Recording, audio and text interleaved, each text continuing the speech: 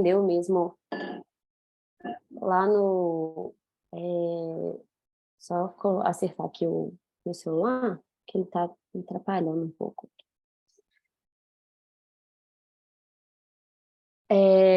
Visto esse caso que a gente atendeu lá no Poli, ele chegou na UPA, depois foi para o Poli, e que numa abordagem inicial mesmo deu muita dúvida do que fazer, o que não fazer, o que tem evidência, o que não tem, e a gente veio para cá para elucidar mesmo essas dúvidas e discutir aí também com o pessoal da endoscopia, da cirurgia, ter essa visão mesmo mais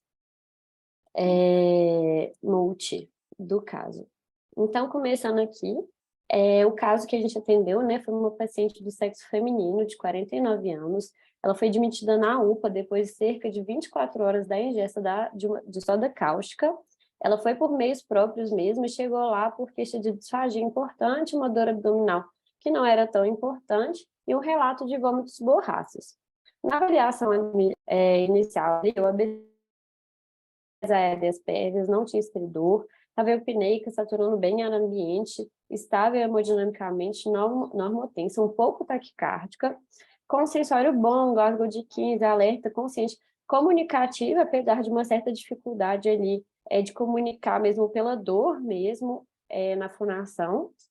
E no ela tinha lesões ulceradas em língua, palato, orofaringe, mas não tinha lesões de pele, não tinha lesões oculares, e foi isso.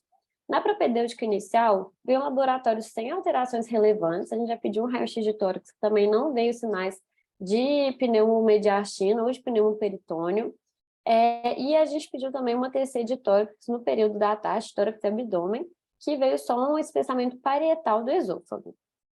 Depois disso, a gente seguiu a propedêutica com uma endoscopia. Acabou que aí, ao longo do início da tarde, ela começou a apresentar umas saturações transitórias, piorou um pouquinho o sensório, a gente optou por fazer uma intubação para endoscopia, mas foi uma intubação transitória, no dia seguinte mesmo ela já estava fora do tubo. Na endoscopia, aqui. Então, essa foi a endoscopia. A primeira imagem aqui é da lesão esofágica, laudada aqui na endoscopia com uma esofagite cáustica acentuada, Zargar 2B. A gente vai discutir sobre essa classificação. E ela também tinha uma grande lesão ulcerada profunda no corpo gástrico. Eu vou parar aqui um pouco o caso clínico, a gente vai apresentar, vai discutir sobre o tema, e aí depois eu dou um retorno aí da evolução do caso clínico. Vai ter que ser oral mesmo, porque acabou que eu olhei como é que o paciente estava hoje e eu não consegui colocar na apresentação. Mas aí a gente conversa um pouco sobre isso. Então, começando aqui com a definição, né? O que é lesão cáustica, o que são essas substâncias cáusticas? Então, são substâncias corrosivas que causam dano tecidual pelo contato direto mesmo tecidual. Elas podem ser lesões básicas ou lesões ácidas, um pH maior que 2 ou menor que 2 são um pH que estão mais relacionados com uma lesão tecidual mais extensa, e geralmente são substâncias que estão presentes mesmo no ambiente domiciliar, às vezes industrial mesmo. Então, a gente conhece a soda cáustica, potássio cáustica, ou então o ácido clorídrico. São substâncias muito rotineiras, assim, muitas vezes aplicadas ao cotidiano de limpeza mesmo. Tem uma diferença, assim, apesar de substâncias básicas e ácidas elas terem um mecanismo de injúria diferente, elas costumam ser manejadas da mesma forma, apesar de uma certa diferença. Às vezes as lesões ácidas, elas costumam ser, as lesões não, né? As substâncias ácidas, elas costumam ser mais líquidas, mais fluidas. Então, por vezes, elas podem lesar principalmente o estômago, por ter uma passagem mais rápida ali no trato gastrointestinal e não ter lesões de orofaringe ou de esôfago. Já as lesões básicas é o contrário, elas são mais espessas, às vezes até sólidas, e elas podem aderir ali, então elas vão dar mais lesão de orofaringe, de esôfago e às vezes menos de estômago. Apesar de que isso não é uma regra. Então, tem essa tendência, mas não necessariamente vai ser desse jeito. Falando um pouco da epidemiologia, o acidente cáustico ele vai ter uma distribuição principalmente bimodal, sendo o primeiro pico em crianças menor do que 5 anos. Geralmente são exposições não intencionais e em menor quantidade. Segundo pico em adultos, geralmente acima de 21 anos. Aí, nesse caso, elas são mais comumente uma exposição intencional e, consequentemente, em maior quantidade. Esse estudo aqui que colocou de 1980 é um estudo observacional mesmo, que avaliou 214 casos de injeção de substância cáustica. O que ele viu? Das crianças menores do que 6 anos, 39% delas precisavam ser hospitalizadas, e dessas, 8% precisavam de algum tipo de tratamento ou de intervenção. Já dos adultos, 48% deles foram hospitalizados, e destes, 81% precisaram de algum tipo de tratamento ou intervenção. O que a gente vê é que, realmente, essas exposições intencionais, e principalmente em adultos, elas realmente estão relacionadas com pior prognóstico e lesões mais graves mesmo. Indo para a apresentação clínica, os principais órgãos acometidos são trato gastrointestinal, via aérea, pele e olhos. A gente divide essa apresentação, então, em apresentações imediatas e as tardias. A imediata, então, a dor ela já é imediata, seguida de alguma perda da função, e aí depois já vem edema de língua, de boca, cialorreia, vômito, sangramento. Sangramento, inclusive, pode ser importante por alguma lesão direta ali de algum vaso mais superficial, estridura, insuficiência respiratória, alteração da voz, perfuração esofágica, complicando com mediastinite, perfuração gástrica ou intestinal, complicando com peritonite. Aqui é importante lembrar que a perfuração ela não costuma ser acompanhada inicialmente de sinais francos de peritonite. Então, essa apresentação pode ser um pouco frustra no início. Das tardias, a gente vai falar de sinose esofágica ou gástrica, a gente vai focar bem nessa complicação tardia, mas também podem ter fístulas, dor crônica ou desnutrição, geralmente pelos sintomas mesmo da estenose e de carcinoma esofágico. Então, partindo para a avaliação, é que a gente não foge do ABCDE. E aqui a gente tem que lembrar que o principal é o manejo da via aérea. Então, a gente tem que começar vendo se tem algum tipo de sinal de comprometimento de via aérea. Tem edemas, tem ulceração, rouquidão, disfonia, celorreia, estridor ou esforço respiratório. A intervenção precoce da via aérea é um dos pontos chaves aqui do manejo desses pacientes, porque eles têm um risco muito alto de obstrução de via aérea. Até pensando na propedêutica, depois, né, então, numa TC ou numa endoscopia, a gente tem que ter a segurança dessa via aérea nesses pacientes que têm algum sinal de comprometimento. E uma coisa muito importante é não subestimar a via aérea desses pacientes. Teve um estudo também observacional, acabou que eu não coloquei ele aqui, mas que avaliou pacientes adultos com acidentes cáusticos, e cerca de 50% desses adultos precisaram de uma intubação em algum momento do curso aí, clínico da doença, e desses 21% foram considerados via aéreas difíceis. Então, aqui, lembrar de não subestimar a via aérea desses pacientes. Depois, partindo para o C, a gente lembrar que esses pacientes podem ter instabilidade hemodinâmica, às vezes por lesão direta de vasos que podem culminar num sangramento volumoso. E a gente tem que lembrar bem aqui do E também, porque às vezes o paciente com vômitos ou então outras exposições por essa lesão cáustica podem ter lesões de pele, queimadura, a gente tem que ver se tem dor, alguma lesão, ou até de olhos, às vezes na hora de vomitar pode respingar no olho, então a gente tem que ver se tem alguma alteração visual, vermelhidão. E lembrar de irrigar a lesão, ou com água, ou com o fisiológico, mas sem atrasar o transporte. Uma outra coisa que também achei importante colocar é que a ausência ou a presença de lesões de orofaringe, elas não são preditoras de lesão visceral. O que eu acho importante colocar aqui no E? Para a gente não subestimar também pacientes que não têm lesões em orofaringe. A gente tem que saber que, por mais que eles não tenham lesões em orofaringe, eles podem ter, sim, lesões viscerais. Então, a gente tem que dar importância, a gente não pode subestimar esses pacientes. Depois dessa avaliação inicial, uma coleta inicial da história é muito importante também. Por quê? Aqui a gente tem que saber se foi uma exposição intencional ou não intencional. A gente já viu que essa diferença traz repercussão na gravidade mesmo da lesão, no prognóstico. A gente tem que saber quando que foi essa lesão, porque isso é principalmente importante até para a gente conseguir saber como seguir na propedêutica, né? Se já tem mais dias, se ainda é seguro fazer uma endoscopia, se não é. A gente tem que ver também se tiveram injeções de outras substâncias, se tiveram vômitos, sintomas respiratórios, dor abdominal, dor torácica, enfim, várias N variáveis aqui. Também é importante a gente ver se tem outros fatores de toxicidade importantes, a não ser o pH. Já viu que o pH, assim, muito no limite, ele pode causar lesões mais extensas, mas não só. A gente tem que ver a concentração, volume, duração do contato das substâncias. Algumas referências até colocam no pré-hospitalar, se isso não for atrasar o transporte, levar essa substância, levar, né, a substância mesmo para o hospital, para a gente conseguir ter uma análise mesmo do que o paciente tomou, para ver se às vezes consegue predizer mesmo o risco de lesões mais graves ou não. Aqui eu não coloquei esse slide, mas também achei uma informação interessante quando a gente fala de crianças, correlacionar se a história é condizente com os marcos do desenvolvimento da criança. Então, por exemplo, uma criança menor do que 9 meses, a gente não espera que ela tenha capacidade de pinça.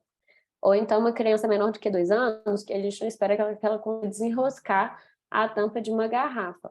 Para a gente suspeitar mesmo, em alguns casos, de maus tratos, enfim, sabe, isso está condizente, esse marco de desenvolvimento com a história contada aí pelos acompanhantes do paciente. Estou aqui falando das medidas iniciais, essa parte eu achei muito interessante, até para a gente conseguir ver a diferença mesmo desse manejo inicial em acidentes cáusticos, porque é muito diferente mesmo dos princípios básicos, assim, toxicológicos de descontaminação do trato gastrointestinal. Então, a primeira questão aqui, indução de vômitos. A gente deve induzir vômitos ou não nos acidentes cáusticos. Então, a recomendação é não induzir. Por quê? A gente coloca um risco de broncoaspiração e também até de reexposição do trato gastrointestinal à substância cáustica. Neutralizar a substância, o que seria isso? Então, assim, o paciente ingeriu uma substância ácida, eu vou dar uma substância básica para ele, ou o contrário. A gente também sabe... Ai, peraí que não tá aí. A gente também sabe que isso também não é uma conduta indicada. Isso pode causar uma reação exotérmica, que pode inclusive causar mais danos, mais lesões, pode formar gases, distender tecidos alisados, então, às vezes, aumentar o risco de perfuração ou até de induzir vômitos. Carvão ativado também não é uma conduta indicada nas lesões cáusticas, porque o carvão ativado não absorve substâncias cáusticas e ele também pode atrapalhar a visualização endoscópica, mesmo da lesão, para estadiamento da lesão. Terapia de diluição, o que seria isso? É a ingestão mesmo de água nos primeiros minutos depois da ingestão cáustica, em pacientes, não é em todo mundo, né, em pacientes com proteção de via aérea. Essa sim é uma medida que pode ser cabível, porque ela pode irrigar substâncias potencialmente aderidas ali na orofaringe, no esôfago, diminuindo potenciais riscos. Agora que a gente já falou das medidas iniciais, a gente vai começar a falar um pouco da estratificação de risco, para usar isso até como uma ferramenta para evitar procedimentos e hospitalizações desnecessárias. Nesse slide, a gente vai falar principalmente da faixa etária pediátrica, porque é a faixa etária mais acometida pelos acidentes cáusticos e, inclusive, é a faixa etária que tem mais estudos a respeito, né, a respeito mesmo de acidentes cáusticos, de ingestão cáustica. Então, a gente sabe que, inicialmente, há muito tempo atrás, todas as crianças eram inicialmente submetidas a uma endoscopia. Teve esse estudo em 1984, que ele foi um estudo retrospectivo com um N de 79 crianças, assim, um N que não foi um N tão grande, mas que ele relacionou, então, algumas sintomas iniciais com a gravidade da lesão. E ele viu que realmente pacientes com vômitos e cialorreia ou com estridor só, essas crianças elas estavam, normalmente tinham lesões mais graves, do estágio maior ou igual a 2. Já as crianças assintomáticas ou com vômitos ou cialorreia isolados, não os dois juntos, né, elas costumavam ter lesões mais tranquilas, com estágio menor ou igual a 1. A partir disso, começou, então, essa conduta que seria uma observação cautelosa desses pacientes assintomáticos ou com sintomas mínimos. Vários estudos depois, subsequentes, corroboraram essa conduta, e isso é uma conduta consolidada atualmente.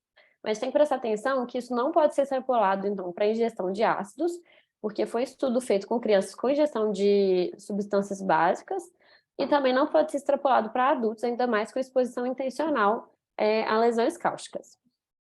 Então, aqui é um fluxograma inicial, mas esse fluxograma vai aparecer depois, e agora a gente vai focar mais no início mesmo aqui do fluxograma. Então, a gente vê aqui que depois de uma ingestão cáustica, se é uma substância ácida, a pessoa já vai diretamente para a endoscopia. Aqui não cabe essa observação cautelosa. Se foi uma ingesta de álcalis e não intencional, aí que a gente pode observar por um tempo. Então, se é um paciente assintomático, você pode observar por 4 a 6 horas. Se ele continuar assintomático, você pode, inclusive, dar alta para esse paciente depois. Se ele for minimamente sintomático, não tiver só vômito, ou só cialorreia, ou tiver com algum tipo de disfagia, você deixa com a dieta suspensa por um período e depois começa a reintroduzir dieta conforme tolerância. Então, você começa com líquidos, depois comida, mas se o paciente continuar sem a condição de beber líquidos, aí já vai para endoscopia também. E aqui o que a gente viu foi que pacientes com vômitos mais cialorreia ou com estridor sozinho já vai para endoscopia. O resto do fluxograma a gente vai ver mais para frente. Agora focando, então, na continuidade propedêutica. Nesse caso, a gente já está falando mais de pacientes adultos, porque a gente já viu que as crianças, elas normalmente, quando elas vão precisar de propedêutica, elas vão para endoscopia. Mais uma vez, nesse assunto, não é um assunto que a gente tem muita... É um pouco controverso. A maior parte das referências, inclusive a Sociedade Britânica de Gastroenterologia, coloca a endoscopia como primeira linha na extensão propedêutica nas primeiras 12 a 48 horas. Lembrando que depois disso aumenta um pouco o risco de perfuração pela frialdade mesmo dos tecidos. Mas tem algumas referências que colocam que até 92 horas pós a ingestão ácida, a endoscopia ainda seria segura. Tem essa outra referência aqui, que coloca esse outro guideline, que coloca a TC contrastada já como primeira linha, um guideline de 2019, relativamente novo, com algumas poucas exceções, mas aqui são pouquíssimas. Esse guideline coloca assim, como exceção, crianças, paciente DRC, ou então tomografia indisponível, ele realmente coloca a tomografia como a primeira escolha na propedêutica inicial. A endoscopia ela tem algumas limitações, que são, um exame operador dependente, se realizado depois desse tempo de 48 horas, sangramento submucoso e edema podem dificultar a interpretação, e quando comparada com a TC, ela teve uma menor acurácia na avaliação mesmo da profundidade das lesões, podendo inclusive levar a condutas cirúrgicas inadequadas. Então, às vezes, é uma indicação cirúrgica inadequada, ou então uma conduta inadequadamente conservadora. Peraí, deixa eu só passar aqui. Então, falando da endoscopia, a gente tem essa classificação, que é a classificação de Zargar. Ela vai de 0 a 4. 0 é uma endoscopia normal. 1, só com edema e eritema. 2A, já vai ter uma frialdade, hemorragia, mas vão ter ulcerações superficiais. Na 2B, a gente vai ter ulcerações um pouco mais profundas, e aqui o que é importante é que elas são circunferenciais. Também vão ter frialdade, hemorragia, e podem ter ulcerações superficiais também. 3A, 3B e 4 já são mais graves. 4 já é perfuração, 3A e 3B vão ter necroses. 3A necroses um pouco menores, 3B necroses mais extensas. Nessa imagem aqui, o que é legal da gente diferenciar, que coloca os H2A e 2B. A 2B a gente vê que tem essas lesões circunferenciais mesmo. E por que isso é importante? Os pacientes com essa classificação 2B, por causa então dessas lesões circunferenciais, os pacientes vão ter um risco maior de estenose esofágica, de complicar com estenose esofágica. Os pacientes não têm um risco alto de perfuração esofágica. E a gente consegue ver que no prognóstico que os pacientes de lesão de 0 a 2A, eles costumam ter um prognóstico bom e não costumam ter complicações com estenose esofágica posteriores. Peraí. Continuando aqui no fluxograma, agora a gente vai focar nessa parte aqui de baixo. Depois da endoscopia, para onde que esse paciente vai? A gente vê que os pacientes de 0 a 2A, então, que a gente já viu que são as lesões com melhor prognóstico, a gente pode começar, então, com uma dieta suspensa, mas depois ir progredindo dieta conforme tolerância. Os pacientes já com a lesão 3A, 3B e 4, que a gente já vê necrose, inclusive perfuração, a gente vai para a tomografia e já chama a cirurgia para avaliar a indicação de cirurgia de urgência. Aí os pacientes 2B, principalmente que quando a gente está falando de lesões por álcalis, a gente tem uma exceção, que é o que eu vou falar mais para frente. Peraí. Então, falando da TC, o que a gente tem de vantagem para TC? É um exame não invasivo, por ele conseguir avaliar a serose mesmo do trato gastrointestinal, ele vai conseguir identificar, às vezes, mais precocemente uma perfuração. Teve esse estudo aqui que mostrou que a TC, junto da endoscopia, pode auxiliar na seleção mais assertiva de pacientes adultos que vão precisar ou não de uma esofagectomia de urgência. Quando a ATC, ela tem um outro tipo de graduação mesmo, de estadiamento. Então, a gente vai de 1 a 3. Sendo 1 normal, 2 vai ter só um edema mesmo ali da parede, e o 3 já vai ter uma necrose transmural. Esse fluxograma aqui, ele já é de uma outra revisão, uma revisão do Lancet, mas eu achei legal colocar, porque ela já aponta um fluxograma colocando a TC como o primeiro exame na extensão propedêutica inicial. Aqui ele já coloca o fluxo para os pacientes que fizeram a tomografia antes. Então a gente consegue ver que as lesões de grau 1, eles colocam até como sem endoscopia. Grau 2, eles colocam como endoscopia subsequente, até para facilitar na avaliação de risco de complicações de estenose. E grau 3 aqui eu achei interessante, porque aí eles já colocam para chamar a cirurgia, então isso poderia até adiantar a avaliação cirúrgica mesmo do paciente com indicação. Agora, falando de uma outra modalidade de tratamento, a gente está falando agora de um tratamento clínico visando a prevenção da complicação mais temida, que é a estenose. A primeira classe, né, de medicação que a gente conversa, que a gente vai falar sobre, que ainda é bem controversa, é o uso de corticoides. Então, o que acontece? O racional, né, do uso do corticoides na prevenção da estenose os corticoides prejudicam a formação de cicatrizes, as estenoses esofágicas são cicatrizes, então o uso de corticoides poderia prevenir a formação dessa complicação. Durante cerca de 40 anos, né, um bom tempo, baseado nesse racional e estudos em animais, uso prolongado em altas doses, rotineiro de corticoide, era usado em pacientes com lesão esofágica por substância cáustica.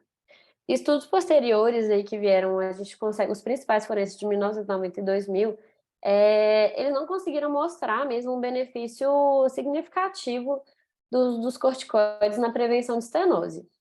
E aí, depois disso, o uso de corticoide caiu um pouco por terra. Mas em 2014, o uso de corticoide voltou à tona. Depois desse estudo, foi um estudo de 2014, estudo randomizado com 83 crianças com lesão esofágica 2B. Por que lesão esofágica 2B? A gente já viu que é a lesão que tem maior risco de complicação com estenose esofágica. Ele, então, foi um estudo randomizado, colocou um grupo placebo e o grupo controle, né, que foi com placebo, e a intervenção foi metilprednisolona por 3 dias. Todos os pacientes receberam um tratamento também com ranitidina, ceftrexona e um curso inicial de nutrição parenteral. O resultado, então, desse estudo foi uma duração média menor no paciente, no grupo da intervenção de nutrição parenteral, de 4,3 dias por 16,8 dias, e uma incidência menor mesmo de estenose esofágica no grupo da intervenção, de 10,8% para 30,8%. Então, esse estudo sugere que em pacientes com lesões e pacientes da faixa etária pediátrica, né, com lesões 2B, eles são mais propensos a se beneficiar e menos propensos a se maleficiar do cursos curtos de corticoides, que é diferente do que era usado anteriormente. Antes baseado naquele racional, né, estudos com animais, eram usados cursos muito mais longos de corticoides. Então, realmente, depois desse estudo, alguns guidelines colocam isso como uma indicação formal. A Sociedade aqui Europeia de Gastroenterologia Pediátrica coloca, inclusive no guideline, essa indicação para crianças com lesão 2B. Lembrando que isso não é indicado nem nas outras lesões, né? Nas outras, nem 1A, nem 2A, nem 3. Uma outra modalidade aqui é o uso de BPs. A gente consegue ver também que é uma prática assim, super controversa, com evidências muito escassas.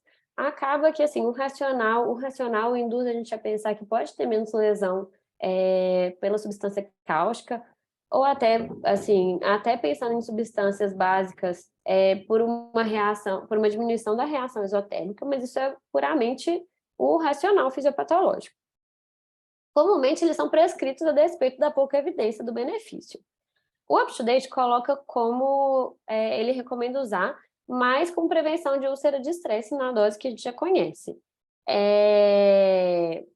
O Dynamed, ele até traz esse estudo.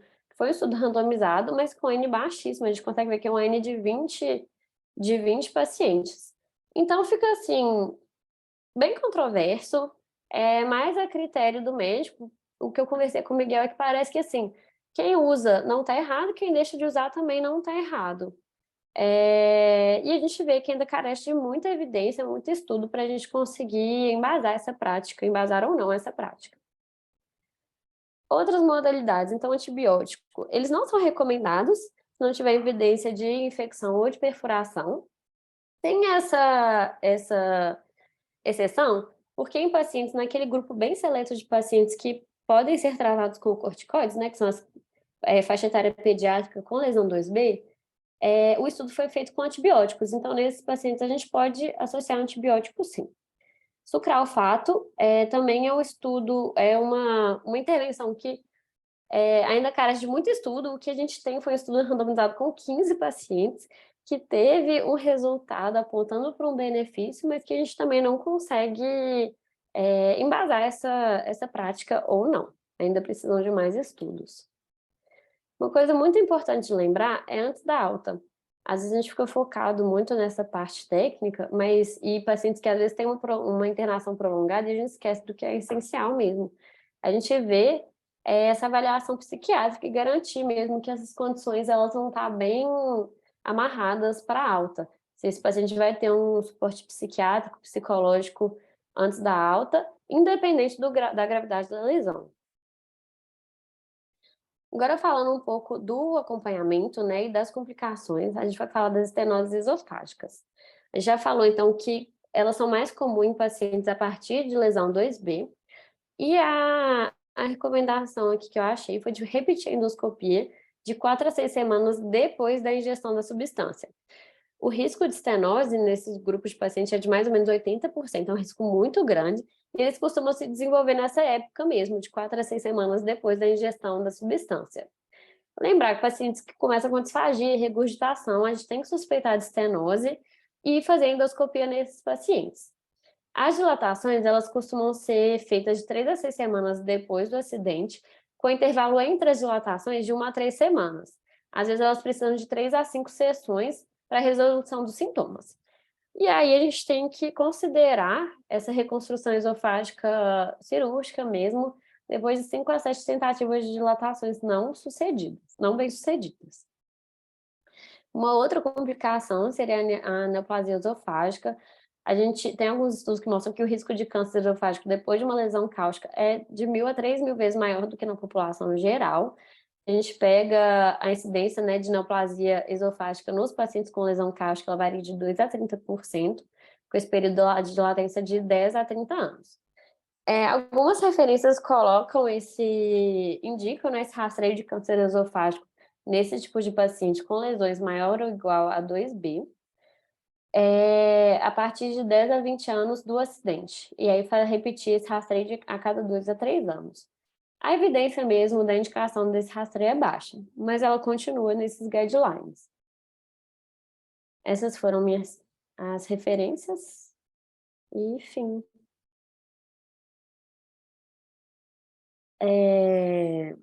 Deixa eu só terminar aqui de compartilhar.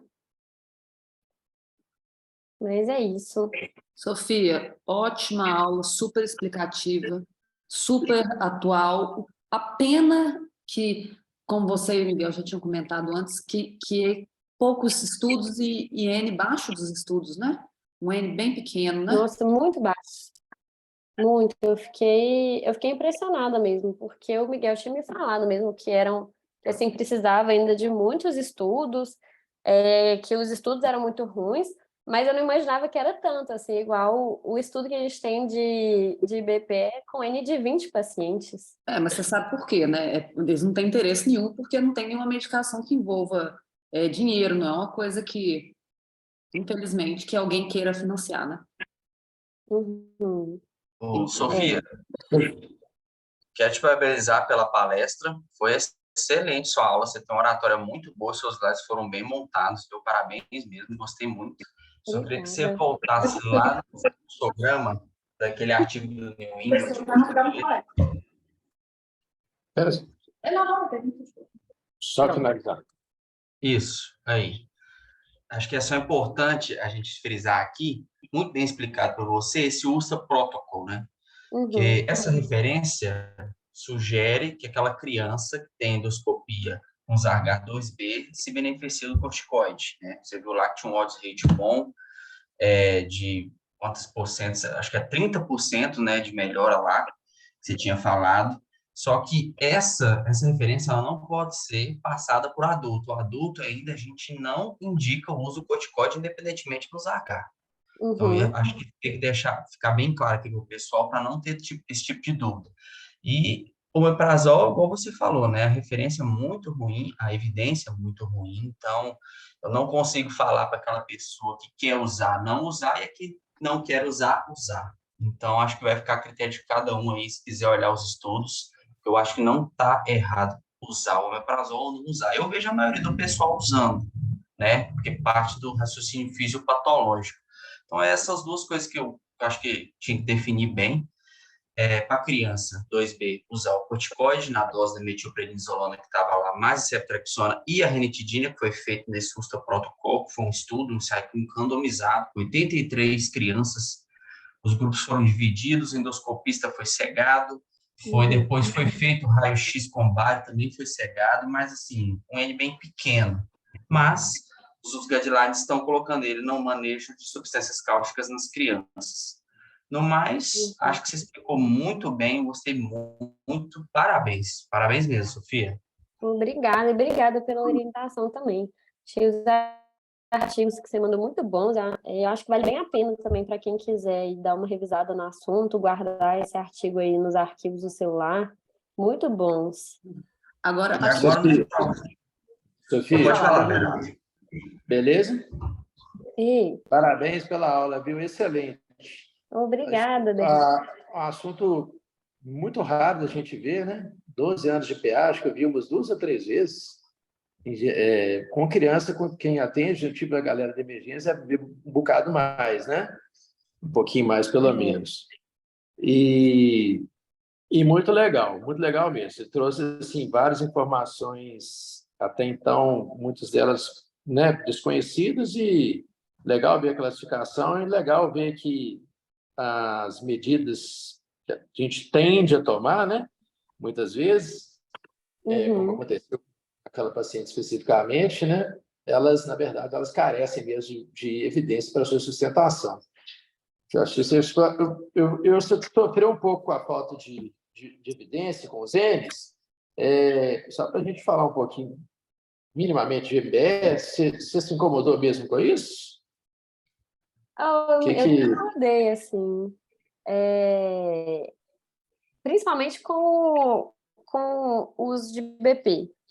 Esse eu me incomodei, porque, assim, acredito eu que seja mais fácil ter evidência, né? Fazer estudos com IBP do que, inclusive, com corticoide. Assim, a gente viu depois estudos que pegaram pacientes exclusivamente 2B e aí fizeram estudos com esse, com N bem maior. Então, assim, esse do IBP foi o que mais me incomodou. Uhum. Mas você concorda que é um evento que tende ao raro, né? Dá para mais e no entender por adulto que que tem acontece um muito N pouco. tão pequeno. Então, é natural que você tenha um N pequeno. Isso. Então, você vê que tem revistas excelentes que você elencou aí, junto com a orientação do Miguel. O pessoal buscou tirar a água da pedra, leite da pedra, e conseguiu trazer a melhor evidência possível com os dados presentes, né? Isso é a natureza da MBL, né? Com É você certeza. buscar a melhor evidência com os dados que estão disponíveis. Então, isso não tem um demérito. Cai um pouquinho no grade, você vai perder ponto por causa de N e tal, etc. Beleza, mas, né, perde um pouco a força da sua recomendação. Mas é o melhor que tem. É isso que interessa. Você trouxe a melhor evidência possível sobre o assunto. Muito bom. É isso aí mesmo. Parabéns para vocês. Obrigada. Agora, eu queria, não sei se o Peixoto está aí, a Cláudia está aí, que são pessoas que são especialistas na área, a Cláudia endoscopista, o Peixoto gastro, sobre a questão, eu realmente fico em dúvida, igual a Sofia, sobre o IBP, se trataria como uma úlcera de qualquer outra etiologia, se a gente poderia pensar nisso, usar IBP full, ou se é para usar como, assim, como falam os artigos, só como, às vezes, profilaxia de úlcera de estresse. Eu queria saber a opinião de vocês, Cláudia e Peixoto.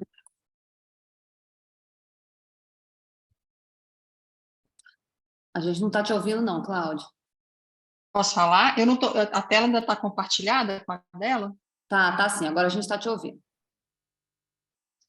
Então, eu queria falar o seguinte, olha, a minha experiência é bem grande, mas com acidente, com o tratamento da fase tardia do acidente cáustico. Então, durante os quase 30 anos que eu trabalhei no HC, eu fazia 2 a 3 a 4 dilatações de pacientes com acidente cáustico por semana. E pacientes, eu acho que é uma coisa que ela colocou aí, é o intervalo das dilatações e até quando dilatar, é uma coisa que tem muito controvérsia na literatura, mas depois eu vou chegar nisso. Isso é semanal, é quinzenal, é mensal, é bimensal, isso varia muito. Mas eu vou resgatar desde o começo do que ela falou, algumas coisas que eu gostaria de colocar. Então, primeiro que o acidente cáustico com ácido geralmente limita a penetração do ácido na mucosa, o próprio tipo da necrose de coagulação que o ácido produz. Então, isso geralmente a gente tem acidentes menos graves com substâncias ácidas que com substâncias alcalinas. Obviamente não é a regra, mas assim, não é a exceção, a gente tem só que pensar nisso, que provavelmente o acidente cáustico com ácido ele vai ser menos grave, dependendo, obviamente, do volume ingerido. Depois que todo acidente cáustico deve ser dividido para tratamento do paciente em 3 fases. A fase aguda, que geralmente é a fase dos primeiros 10 dias do paciente, que vai determinar o prognóstico do paciente para frente. Uma fase subaguda, que geralmente dura até a 6ª ou 8ª semana de tratamento do paciente, quando às vezes o paciente até melhora da sintomatologia, se ele vai ter evolução para estenose ou não. E depois a fase que ele vai estabelecer se ele vai ter estenose ou não, do ponto de vista de ter mais sintomas ou não, que é a fase crônica da doença. Então, assim, lá no HC a gente tratava basicamente o paciente crônico, porque o agudo ia para os pronto-socorros, né? Uma coisa que ela colocou, que eu acho que ela não colocou, que eu acho que é controvérsia também, além do corticoide, né, e do IBP, é a questão da sonda nasogástrica nasentérica para esses pacientes, né?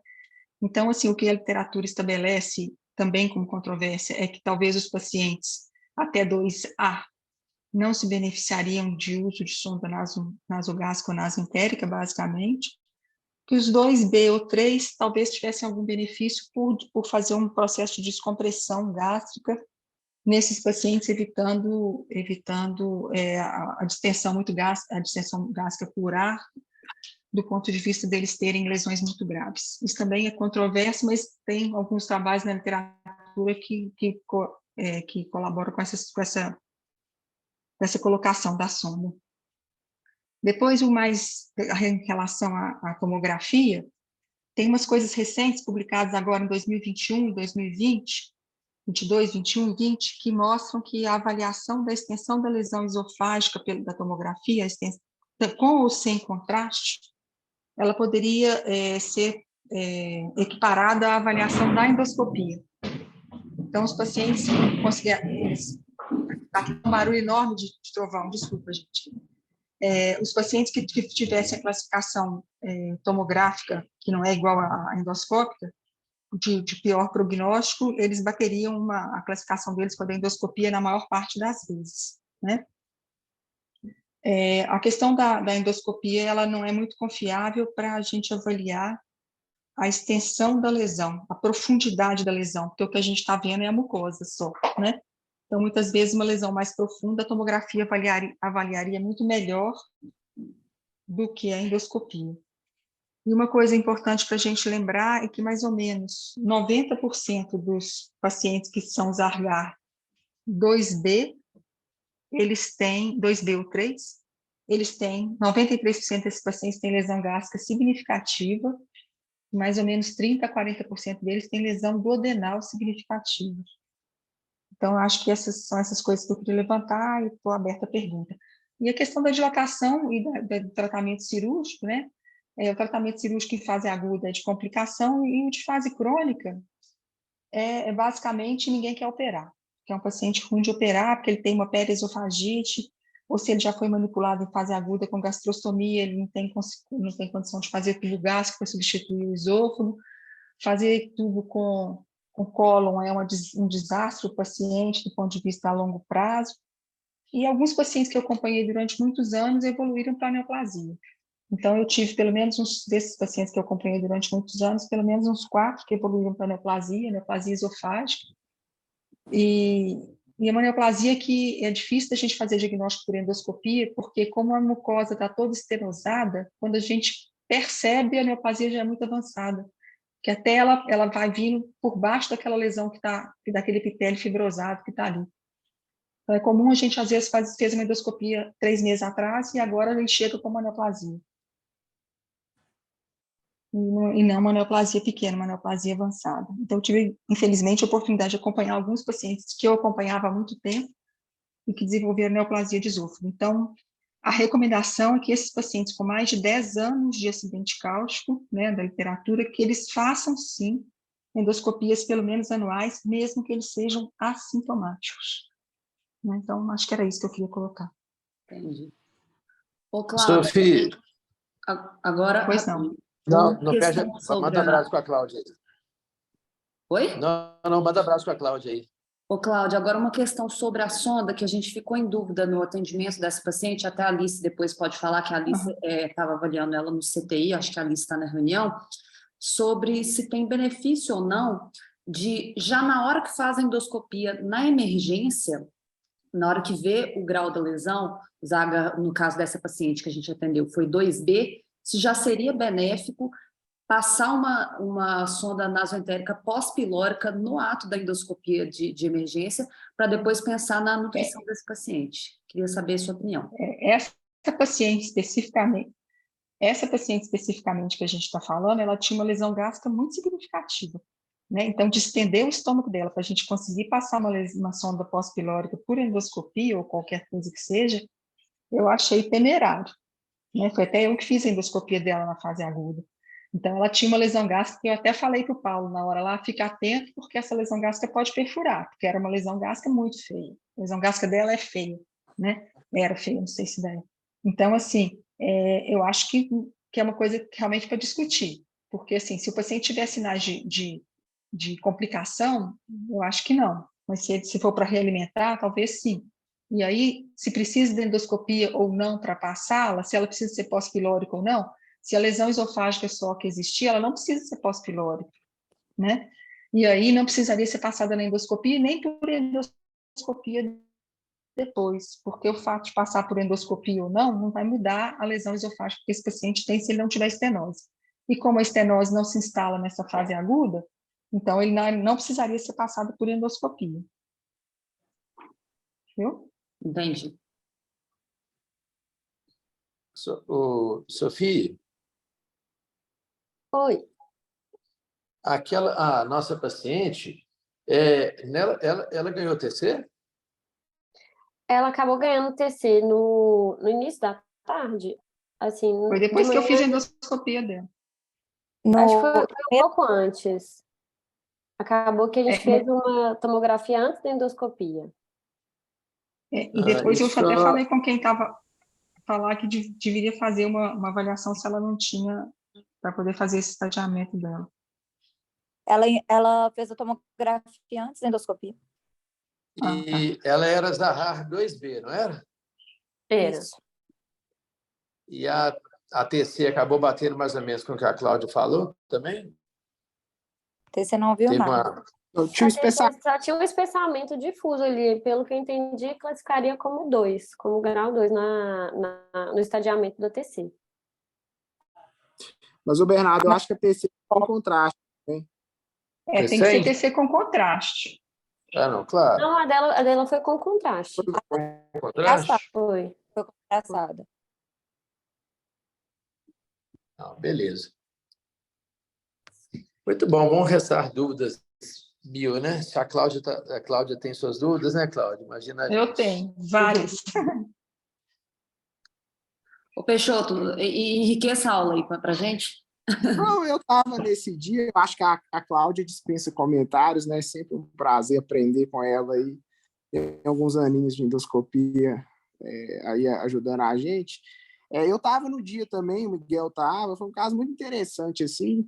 Eu acho que é só a gente lembrar também do ponto de vista psiquiátrico, né? Porque é complexo essas pacientes. Depois a Cláudia tem muito mais experiência para falar desse segmento aí, né? Como que é questão aí psiquiátrica mesmo, que foi uma tentativa de autoextermínio. Eu acho que lá no Odilon tem uma equipe de endoscopia, uma equipe de cirurgia, então facilita muito, né? Então, essa terceira desculpa que eu achei que não tinha contrastado, os contrastou, ótimo. Agora, do IBP, eu concordo com o que o Miguel falou. Eu acho que a gente usa IBP até para mais, né? O pessoal tem, mas para deixar ali uma dose, só uma profilaxia mesmo de úlcera mesmo. Eu não vejo tanto sentido em usar uma dose full de IBP ali. E lembrar da questão nutricional, né? Eu acho que, Sofia, você chegou a ver como que ela está agora, que eu acho que eu vi a Alice comentando hoje que ela está no hospital ainda, né? Eu vi, eu até esqueci, eu falei que ia dar notícias do seguinte. Dá os highlights. Esqueci. Então, aí ela foi, depois lá do Poli, ela já foi para o 75, aí no dia 11 a fono avaliou, liberou dieta líquida, mas parece que a aceitação estava muito baixa e começaram a parenteral. Ela continua na parenteral, com uma aceitação ainda ruim da dieta líquida, mas aparentemente em melhora. Está em acompanhamento com a psiquiatria também. Parece que tem não só assim, sintomas depressivos, mas um pouco psicóticos também. Então, eles já estão fazendo esse acompanhamento. E é isso. Está lá na enfermaria. Eu até olhei de curiosidade que a Alice, acho que a Alice não pôde participar. Pode apimentar a discussão? Ela apimenta aí, Claro. você chegou. Tá bom, peraí. Então, tá bom. Assim, algumas coisas. Essa paciente, ela não tinha, a Cláudia acho que ela vai lembrar da endoscopia, mas ela tinha um quadro de hematemes com sangramento ativo, com sinal de sangramento, não tinha sangramento ativo, tinha um coágulo. E ela tinha relato de vômitos borráceos. E aí, Rafa, frente a uma paciente era descrito já com alto risco de perfuração. A Cláudia já deixou todo mundo atento. Paciente com vômito borráceo, tinha queda hematimétrica. O seu omeprazol era full ou o seu omeprazol era profilático? Não, nesse contexto aí, se ela tinha, aí é full. Nesse contexto, beleza, só para, porque eu acho que não tem resposta certa, não. Porque... Mas eu acho que o que o Miguel quis dizer é no geral, assim, entendeu? Não toda lesão cáustica usar IBP full. Mas eu acho que se ela tinha esse... Eu não lembro da endoscopia, eu não acompanhei, mas se você está falando que se tinha essa lesão... Tinha um grande coágulo. Um grande coágulo, aí muda um pouco, né? Aí eu acho que... Exatamente. Porque, assim, e é engraçado que na hora que eles foram avaliar a gente tem 2 ou 3 estudos observacionais, porque no dia a gente fez um mini just in time, né? 90% desses pacientes receberam IBP. Então, isso é um tipo de discussão que é difícil até você fazer. É igual o Léo, ele sempre falava com a gente falava, a dose de levotiroxina para morte encefálica você faz o quê? 25 ou 100? E o Léo falava, isso importa? Além de não ter evidência, qual que é o potencial de dano e qual que é o potencial de benefício? Era muito pouco importante a dose. Porque o IBP lembra disso, usar ou não ele, mais que 90% dos estudos a pessoa tinha que usar, porque na fase estenótica ela faz um refluxo gastroesofágico, ela faz um refluxo muito grande. E na fase inicial, na fase aguda, esses pacientes acabam que eles têm muita dor, então para comer eles acabam tendo que precisar de IBP. Então, 90% das pessoas já usam. Tem um benefício sintomático que não foi avaliado em nenhum dos estudos. Então, assim, ter esse tipo de discussão do IBP meio que cai, porque já é tão prevalente usar que não faz, usar ou não, vai ficar pouco relevante, uma vez que o desfecho, o potencial de dano é muito pouco, principalmente nessa população que tem um benefício muito grande. E aí a dúvida é realmente se faz full ou não. Porque se o paciente não tiver sintoma nenhuma, se ele tiver se ele for uma lesão de muito baixo risco, aí você pondera não usar. Agora, uma lesão de alto risco, que tem ulceração, que o paciente está muito assintomático, eu acho que essa galera aí, que é 90% que acabou entrando nos estudos, todos acabaram recebendo.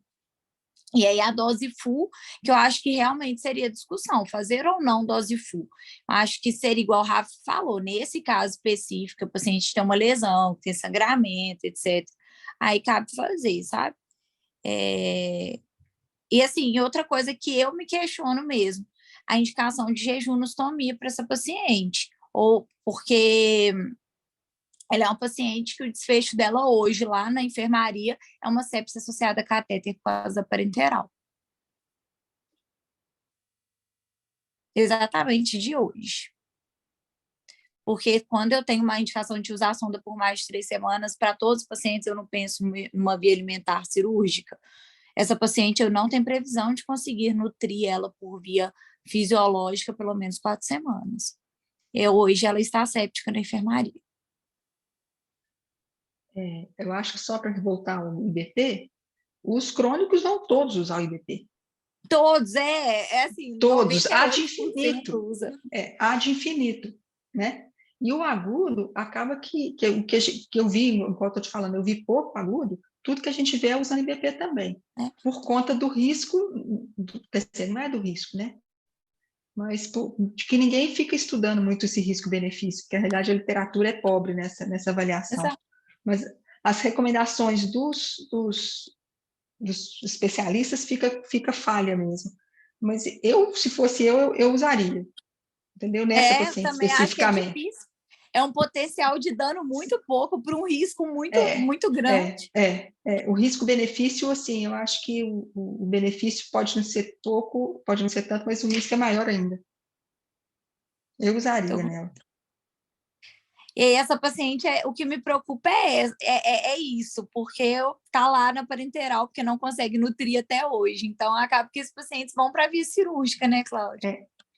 E aí é o que eu falei antes em relação à cirurgia de fase aguda e de fase crônica. Aí esse paciente, ela não vai fazer uma gastrostomia porque ela não tem condição de fazer uma gastrostomia. Porque ela tem o estômago lesado, aí ela vai fazer uma jejum, aí ela não vai ter condição, se ela tiver uma estenose importante de esôfago e não responder à dilatação, ela não vai ter o tubo gástrico para subir, porque o estômago dela é lesado, ela vai ter uma sonda lá no jejum dela para alimentar ela, então ela não vai ter facilidade de subir a alça paralela ao esôfago. Então, é tudo ruim. E não tem estudo, porque é doença de pobre, gente. Isso não tem em país rico desse jeito que tem aqui. Lá, o que a gente via era fase crônica, todo dia 3, 4 pacientes a gente fazia dilatação. Porque esse paciente, ele sai do pronto-atendimento, ele sai do pronto-socorro, ele fica perdido no mundo aí. Então, eu atendia paciente assim, que viajava 10, 12 horas, uma vez por mês, para poder fazer dilatação no HC. Porque o que a gente vê é isso, não tem onde que faz. Então, cai tudo lá. Não tem serviço público que faz, né? E é isso, é prognóstico péssimo. De ter que fazer estenotomia de lesão de faringe para a gente conseguir chegar no esôfago do paciente para poder fazer a dilatação dele. De ter estenose de laringe, né? De laringe não, de faringe. A gente passar um papilotomo ali na faringe dele para abrir um pouquinho a faringe, para conseguir posicionar o fio guia para fazer a dilatação. Então é muito ruim, é doença de pobre, doença que não tem investimento. O investimento disso aí tem que ser investimento de prevenção. Eu não sei se vocês sabem, há uns anos atrás, sei lá, 4, 5, 6 anos atrás, já perdi a noção, teve um fórum mineiro sobre acidente cáustico. Foram 2 etapas em 2 anos separados. Teve uma depois a revisão dele. Foi o Paulo Bittencourt, lá do CGP, que era o coordenador desse fórum. E aí juntou gente, tudo de Belo Horizonte que sabia sobre isso. Então, a pediatria, a gente do crônico do HC, a cirurgia, e a gente discutiu isso. Isso está publicado na Associação Médica, como primeiro e segundo Fórum Mineiro de Acidente Cáustico. Então, é interessante quem tiver interesse nisso aí, de ler isso aí, porque tem esses passo a passo, essas controvérsias todas que a gente discutiu aqui, tem lá escrito do jeitinho que continua controverso até hoje.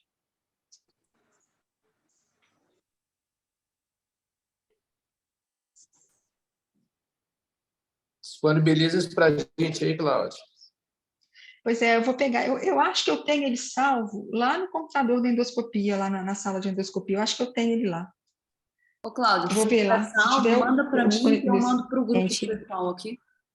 Tá. Se eu não tiver, eu peço para o Paulinho e para a Simone, que foram os coordenadores, porque eles têm. Porque eu aqui em casa eu não tenho, não, mas eu acho que eu salvei ele lá. O problema é que eles trocaram nosso computador. Eu não sei se eles salvaram no computador que eles trocaram lá para a gente. Vamos ver. Agora, Mas eu tenho depois facilidade de conseguir. Tá. O Peixoto, depois Mas se você eu acho que ver foi. Eu acho que foi 2018, 2017, foi por aí. Tá. Agora, Peixoto, Alice, meu celular acabou a bateria no meio da discussão, desculpa. Não, eu concordo com você, só porque assim, se você pegar a preocupação, acho que é só para a gente não ficar no conceito de usar IBP full, entendeu? Para esses casos de lesão cáustica. Não, é isso que eu falei, que eu acho que a discussão é do IBP full mesmo, sabe? Porque se você até pegar, igual o NupToDate, eles deixam assim, lembrar de usar